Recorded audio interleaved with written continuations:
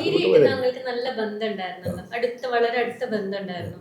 ഈ election result വന്നതിന് ശേഷം പലരും പറയുണ്ടായി കോടിയേരി ഉണ്ടായിരുന്നെങ്കിൽ ഇതൊന്നും സംഭവിക്കില്ലായിരുന്നു, തളിപ്പറമ്പും പയ്യന്നൂരും ഒന്നും സംഭവിക്കില്ലായിരുന്നു എന്ന് തീർച്ചയായിട്ടും. അങ്ങനെ തന്നെയാണോ? തീർച്ചയായിട്ടും കോടിയേരി ഉണ്ടെങ്കിൽ ഇന്ന് ഈ തളിപ്പറമ്പും ഉണ്ടാവില്ല, പയ്യന്നൂരും ഉണ്ടാവില്ല, ആലപ്പുഴയും ഉണ്ടാവില്ല. അങ്ങനെ ഒരു സംഭവം ഉണ്ടാവില്ല. എന്താ കാരണം എന്ന് വെച്ചാൽ പാർട്ടിക്കകത്ത് എന്തെങ്കിലും ഇത്തരത്തിലുള്ള പ്രശ്നമോ അസംതൃപ്തിയോ ഉണ്ട് എന്ന് അത് പരിഹരിക്കാൻ ചില സംഘടനാ രീതിയുണ്ട്, അതിന് ചില രീതിയുണ്ട്. അത് കോടിയേരിക്ക് കോടിയേരി നന്നായിട്ട് ഉപയോഗിക്കും. മാത്രമല്ല കോടിയേരി വന്നെന്ന് കണ്ടിട്ട് ഞങ്ങൾ അത്രയും ബന്ധമാണല്ലോ, മാഷെ ഇങ്ങനെയൊന്നും ആലോചിച്ച് പോകരുതേ എന്നൊക്കെ ഒരു വർത്താനം ചിരിച്ചുകൊണ്ട് പറഞ്ഞ് നമ്മൾ പുറത്തെല്ലാം തട്ടി നമ്മൾ കയ്യെല്ലാം പിടിച്ച് പറഞ്ഞു കഴിഞ്ഞാൽ തന്നെ മനുഷ്യനാണല്ലോ, നമ്മളെല്ലാം തരത്തിൻ്റെ വഴിപ്പെട്ടു പോകും. അതുകൊണ്ടാണ് കോടിയേരി ഉണ്ടായത്. ഇത് അങ്ങനെയൊന്നുമില്ലല്ലോ, ഇത് ധിക്കാരത്തിൻ്റെ ഭാഷയല്ലേ. ആ മാഷ് പോയാൽ പോയിക്കോട്ടെ, അല്ലെങ്കിൽ മാഷക്ക് വോട്ട് ഒരുത്തം വന്ന് പ്രസംഗിച്ച അങ്ങനെയല്ലേ, മാഷക്ക് വോട്ടൊന്നും കിട്ടില്ല എന്ന് പ്രസംഗിച്ച് പോയ നേതാക്കന്മാരിലുണ്ട്. ജനങ്ങളെ അറിയാത്ത നേതാക്കന്മാരാണ് അവരോട് പാർട്ടി. കോടിയേരി അങ്ങനെയല്ല, അത് മരിച്ച ഒരാളായത് പറയുന്നതല്ല. നിങ്ങൾക്കെല്ലാവരും അറിയാമല്ലോ കോടിയേരി. കോടിയേരി മുഖത്ത് നോക്കിയാൽ തന്നെ നമ്മളെല്ലാം പ്രശ്നം ഒരു പരിഹരിക്കും. ഇവിടെ അങ്ങനെ ചിരിച്ചൊരു മുഖമുള്ള മനുഷ്യനാണല്ലോ കോടിയേരി. ഇത് തളിപ്പറമ്പും അമ്പലപ്പുഴയും സംഭവിക്കില്ല എന്ന് പറയുന്നത് മേ ബി ശരിയായിരിക്കും. പക്ഷെ പയ്യന്നൂരിലെ വിഷയം ആദ്യം റേസ് ചെയ്യുന്നത് തന്നെ കോടിയേരിയുടെ മുന്നിലാണ്. കോടിയേരി അത് പരിഹരിക്കാഞ്ഞിട്ടാണ് അത് ഇത്രയും ഇങ്ങനെ നീണ്ടുപോവുകയും ചെയ്തത്. അതെ, അത് കോടിയേരി പരിഹരിക്കാനില്ല. കോടിയേരി അത് പരിഹരിക്കാൻ കോടിയേരിക്ക് സമയം ഉണ്ടായില്ല എന്നുള്ളതാണ്. കാരണം അപ്പോഴേക്ക് രോഗവും പ്രയാസങ്ങളും വന്നു. ഇല്ലെങ്കിൽ അത് എന്നിട്ടും കോടിയേരി അവിടെ വന്ന് ജില്ലാ കമ്മിറ്റിയും ആ ഏരിയ കമ്മിറ്റിയൊക്കെ കോടിയേരി മീറ്റ് ചെയ്തിന്. പക്ഷേ അതിൻ്റെ തുടർ പ്രവർത്തനം നടത്താൻ അവളെ കോടിയേരി വീക്കായി. കോടിയേരിയുടെ വീട് സന്ദർശിച്ചിട്ടുണ്ടായിരുന്നു. അപ്പോൾ പലരും പറഞ്ഞ അത് താങ്കളോടൊരു മോറൽ സപ്പോർട്ട് ആ കുടുംബത്തിലുണ്ട്, അങ്ങനെ എന്തെങ്കിലും തോന്നിയിട്ടുണ്ടോ? ആ കുടുംബത്തിൽ എന്തെങ്കിലും പാർട്ടിയോട് അസംതൃപ്തി ഉള്ളതായിട്ട്? ആ കുടുംബത്തിന് പാർട്ടിയുടെ അതൃപ്തിയുണ്ട്. കുടുംബത്തിനൊരു പ്രശ്നമുണ്ട്, അത് വിഷമമുണ്ടായിട്ടുണ്ട്. അതൃപ്തി എന്ന് പറയാൻ പറ്റിയൊരു വിഷമമുണ്ടായിട്ടുണ്ട്. ആ വിഷമം എന്താണെന്ന് വിചാരിച്ചാൽ കോടിയേരിൻ്റെ മൃതദേഹം മദ്രാസിൽ നിന്ന് കൊണ്ടുവരുമ്പം ആദ്യം ആലോചിച്ചിരുന്നത് തിരുവനന്തപുരത്ത് പൊതുദർശനത്തിന് വെക്കുക. പിന്നെ കോടിയേരി അത്രയും അറിയപ്പെടുന്ന ആളാണല്ലോ, പല ജില്ലാ ആസ്ഥാനത്തും പ്രദേശത്ത് വെച്ച് കൊണ്ടുവരിക എന്നുള്ളതായിരുന്നു ആദ്യം ഒരു ആലോചനയിൽ വന്നത്. കോടിയേരിൻ്റെ കുടുംബം ആഗ്രഹിച്ചത് അങ്ങനെയായിരുന്നു. പക്ഷേ അത് വേണ്ട, നേരെ കണ്ണൂരേക്ക് കൊണ്ടുവന്നാൽ മതി എന്ന് തീരുമാനിക്കപ്പെട്ടു. ആ തീരുമാനിച്ചതിൻ്റെ പിന്നിൽ അവർ ധരിക്കുന്നത് ആരാണെന്ന് എനിക്കറിയില്ല, അവർ പറയാനെങ്കിലും. പക്ഷെ ആ തീരുമാനം പാർട്ടി എടുത്തു. ആരായിരുന്നാലും പാർട്ടി അല്ല, അത് പിന്നെ അത് പാർട്ടി സാധാരണയായിട്ടൊരു പാർട്ടി സെക്രട്ടറി പിന്നെ ഈ ഫ്യൂണറൽ എങ്ങനെയായിരിക്കണം എന്ന് തീരുമാനിക്കുമ്പോൾ പാർട്ടി സെക്രട്ടേറിയറ്റ് സംവിധാനം അവരെല്ലാം കൂടി ആലോചിച്ചിട്ടുണ്ടാവുന്നല്ലേ കരുതേണ്ടത്. അതിൽ അതൃപ്തിയുണ്ട്. അല്ല, ഒരു വ്യക്തി ഇതായിരിക്കില്ല, ഒരു വ്യക്തിയല്ലോ അതിങ്ങനെ ചെയ്യാറ്. അവരന്നേരം തന്നെ എളുപ്പം ഒരു വെച്ച് എങ്ങനെ ആയിരിക്കണം ഫ്യൂണറൽ നടത്തേണ്ടതെന്ന് ആ സെക്രട്ടേറിയറ്റ് ആലോചിക്കുമല്ലോ. അങ്ങനെ ആ പാർട്ടി സെക്രട്ടേറിയറ്റ് ആലോചിച്ചിട്ടില്ലേ പറയാം. അതിൽ ചെറിയ ആൾ പറഞ്ഞിട്ടുണ്ടാവും അങ്ങനെ വേണ്ടെന്ന് പറഞ്ഞപ്പോൾ സെക്രട്ടേറിയറ്റ് അംഗീകരിച്ചിട്ടുണ്ടാവും. അത് അവർക്ക് വലിയ അതൃപ്തി ഉണ്ടായിട്ടുണ്ട്, വലിയ അസംതൃപ്തി ആ കാര്യത്തിൽ അവർക്ക് ഉണ്ടായിട്ടുണ്ട്. ആ വിഷമം അവരെ നയിച്ചിട്ടുണ്ട് വല്ലാണ്ട്. അത് സ്വാഭാവികമാണ്. അതുകൊണ്ട് അവർക്ക് പാർട്ടിക്കെതിരായിട്ടുള്ള നിലപാടൊന്നും അവരെ ഭാഗത്തുനിന്നില്ല. ഇപ്പോൾ പിന്നെ ആ പയ്യനാണെങ്കിൽ മറ്റു പല പക്ഷേ പാർട്ടീൻ്റെ ഏത് സ്ട്രഗിളിൻ്റെ മുമ്പിലും നിൽക്കുന്ന ഒരുത്തനാണ് കോടിയേരിൻ്റെ പയ്യൻ. എത്രയോ കേസിൽ പിന്നെ പെട്ടിട്ട് കിടക്കുന്നവനാണ്, അടിയും പിടിയും പോലീസിൻ്റെ എല്ലാം എല്ലാവരും മുമ്പിൽ നിൽക്കുന്ന ഒരുത്തനാണ്.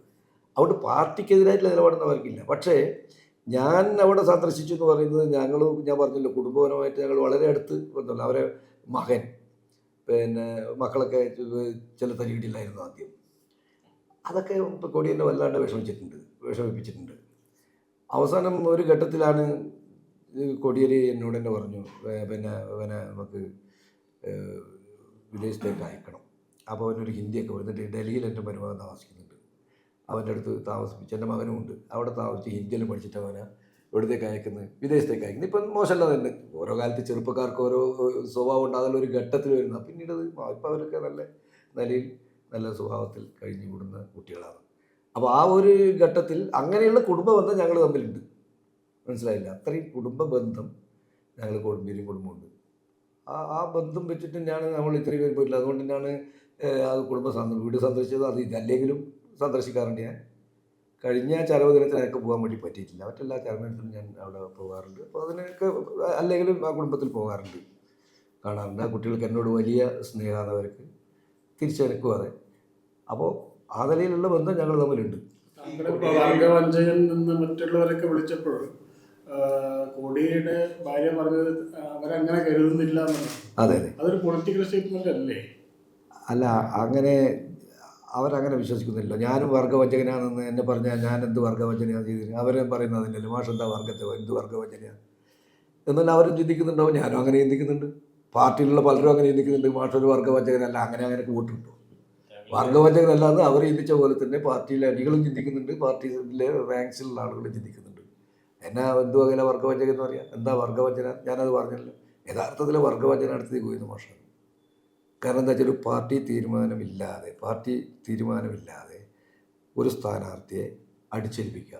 പാർട്ടി തീരുമാനമില്ലാതെ ഒരു കാര്യം അടിച്ചേൽപ്പിക്കുന്ന വർഗവഞ്ചന. അത് അവിടെ അവരാ ചെയ്തിട്ടുള്ളത്, ഞാനല്ല. ഞാൻ തന്നെ അതിനെ എതിർത്തത് വർഗവഞ്ചകനാകാൻ പറ്റുമോ? പിന്നെ പാർലമെൻറ്റ് വ്യാമോഹിക്കുന്ന എന്നോട് പറഞ്ഞു സ്ഥാനമാവെന്നൊക്കെ പറഞ്ഞു. വേറെ ഒന്നും അധികമൊന്നും പറഞ്ഞിട്ടില്ല. എന്താണ് പറഞ്ഞത്?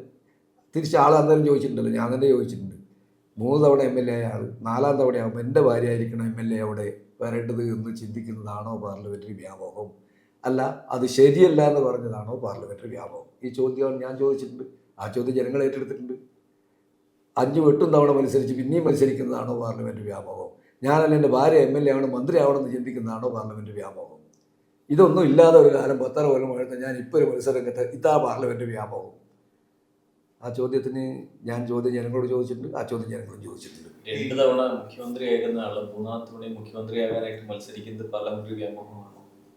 അല്ല, അതിൽ ഈ എല്ലാം അങ്ങനെ പറയാൻ പറ്റുന്നതല്ല. എന്തുകൊണ്ടെന്ന് വെച്ചാൽ കേരളത്തിൽ ഒരു ലീഡർ എന്നുള്ള നിലക്ക് പിണറായി തന്നെയാണുള്ളത്. ഒരു 3ാമതായാലും ഒരു ഗവൺമെൻറ് നയിക്കാൻ CPM നിന്ന് പിണറായി തന്നെയാണ്.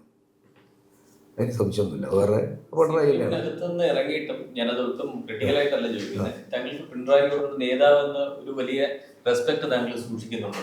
കാരണം താങ്കൾ ഇപ്പോൾ പറഞ്ഞതിൽ തന്നെ പിണറായിയെ ഡയറക്റ്റായിട്ട് ഒരു കാര്യത്തിലും കുറ്റപ്പെടുത്തുന്നില്ല. അദ്ദേഹം കൂടെ ഉത്തരവാദിയാന്ന് പറയുന്നു. പിന്നെ സത്യപ്രതിജ്ഞയ്ക്ക് പോകുമ്പോൾ തന്നെ ആദ്യം പോയി പിണറായിക്ക് കൈ കൊടുക്കുന്നു, അനുഗ്രഹാശ്വാസം മേടിക്കുന്നു. ഞാൻ ഇപ്പോഴും കരുതുന്നത് പിണറായി കരുത്തരായ നേതാവ് തന്നെയാണ്. നമ്മളിപ്പോൾ ഏത് പാർട്ടിയിലായാലും ചില നേതാക്കന്മാരുണ്ടാവുമല്ലോ, അവരെ പിന്നെ അവരെ കഴിവിനെ നമ്മൾ അംഗീകരിക്കും. പിണറായി തന്നെ ഒരു കരുത്തരായ നേതാവ്, ഒരു പൊളിറ്റിക്കൽ ലീഡർ എന്നുള്ള നിലക്ക് ഏത് ക്രൈസിസിനെയും നേരിടാൻ ആ സമയത്ത് നേതൃത്വം കൊടുക്കാൻ കഴിയുന്ന ഒരു നേതാവ് CPM ലുള്ളത് പിണറായി തന്നെയാണ്. വേറെ ആരുണ്ട്? ഞാനങ്ങനെ ഞാൻ ഇന്ദിരാഗാന്ധിനെ ഞാൻ ബഹുമാനിക്കുന്ന കക്ഷിയാണ്. ഇന്ദിരാഗാന്ധി അടിയന്തരാവസ്ഥയിൽ നമ്മളുടെ പ്രസംഗിക്കുമ്പോൾ ഇന്ദിരാഗാന്ധി ഒരു കരുത്തിട്ട് നേതാവായിരുന്നു. ഇപ്പോഴും വിശ്വസിക്കുന്ന ഒരാളാണ്. ഇന്ത്യൻ പ്രധാനമന്ത്രി ജവഹർലാൽ നെഹ്റുവിനേക്കാൾ കരുത്ത് കാണിച്ച പ്രധാനമന്ത്രിയായിരുന്നു ഇന്ദിരാഗാന്ധി. ഇല്ലെങ്കിൽ സുവർണ്ണ ക്ഷേത്രത്തിൽ പട്ടാളത്തെ അയക്കാൻ ഒരാൾക്കും ധൈര്യം വരില്ല. ഇന്ദിരാഗാന്ധിൻ്റെ കരുത്താണ് അത്. ഞാൻ പറയുന്നുണ്ട് ഇന്ദിരാഗാന്ധി പക്ഷേ ഒരു പെശക് പറ്റി, അടിയന്തരാവസ്ഥ പ്രഖ്യാപിച്ചിട്ട് പെശക് പറ്റി എന്നുള്ളത് ശരിയാണ്. പക്ഷേ ഒരു കരുത്തുള്ള നേതാവ് തന്നെയായിരുന്നു ഇന്ദിരാഗാന്ധി എന്നുള്ളത് സംശയമില്ല. അത് ഞാനത് പറയുന്നുണ്ട്. അതുകൊണ്ട് ഞാൻ ഇന്ദിരാഗാന്ധിനെ വല്ലാതില്ല, അവരെ തെറ്റിനെയും അതിനെയും ശക്തമായിട്ട് എതിർക്കുകയും അതിൻ്റെ പേരിൽ ജയിലിൽ കിടക്കുകയൊക്കെ ചെയ്ത ആളാണല്ലോ ഞാൻ. എന്നാലും അവരെ ആ കരുത്തേക്കാണ്. അതുപോലെ തന്നെയാണ് കേരളത്തിൽ CPM നയിക്കാൻ പൊതുവെ പൊളിറ്റിക്കൽ ഫീൽഡിൽ ഒരു കരുത്തനായ നേതാവ് കേരളത്തിൽ നിന്നുള്ളത് പിണറായി. ഈ പിണറായി തന്നെ പാർട്ടിയായി മാറുന്നു. പാർട്ടി സംസ്ഥാന സെക്രട്ടേറിയറ്റ് എന്ന് പറയുന്നത് പിണറായിയുടെ തീരുമാനങ്ങളായി മാറുന്നു. അത് അത്ര കരുത്തുള്ള നേതാക്കന്മാർക്ക് ചില പേശികളും വരും. അതാണ് കാണേണ്ടത്. എത്ര കരുത്തുള്ള ഇപ്പം ലോകത്തിലെ നേതാക്കന്മാരെ എടുത്തു നോക്കിയാൽ തന്നെ വലിയ പ്രശസ്തരായ നേതാക്കന്മാരുണ്ട്. പക്ഷേ അവർക്ക് ഇതുപോലുള്ള ചില പേശികളും വന്നിട്ടുണ്ട്. പിണറായിക്ക് പറ്റിയിട്ടുള്ള പേശക എന്ന് പറയുന്നത് കുറേ കൂടെ ഒരു എന്താ പറയണ്ടേ, സഖാക്കളുടെ ഒരു പ്രീതി സമ്പാദിക്കത്തക്ക രീതിയിലുള്ളൊരു പെരുമാറ്റ രീതി പിണറായിൻ്റെ ഭാഗത്ത് വരണം എന്നുള്ള അഭിപ്രായക്കാരൻ. അത് അദ്ദേഹത്തിന് പണ്ട് ഇങ്ങനെയാണെന്ന് പറയാൻ പറ്റില്ല. പക്ഷെ പുള്ളി സ്ട്രിക്റ്റായി തീരുമാനം എടുക്കുന്ന ആളാണ്. അയാളുടെ ഒരു കാര്യം പറഞ്ഞാൽ നോക്കാം എന്നല്ല, ഇങ്ങനെ ശരിയാക്കാം അതെന്നെല്ലാം പറഞ്ഞ് തൃപ്തിപ്പെടുത്തിയാക്കുമല്ലോ. പിണറായിയുടെ ഒരു കാര്യം പറഞ്ഞാൽ അയാൾ നോക്കാമെന്ന് പറഞ്ഞാൽ നോക്കിയിരിക്കും. എത്രയോ അനുഭവമൊക്കെ ഉണ്ട്. പറ്റില്ലേ അത് വിട്ടേക്കെന്ന് പറയും.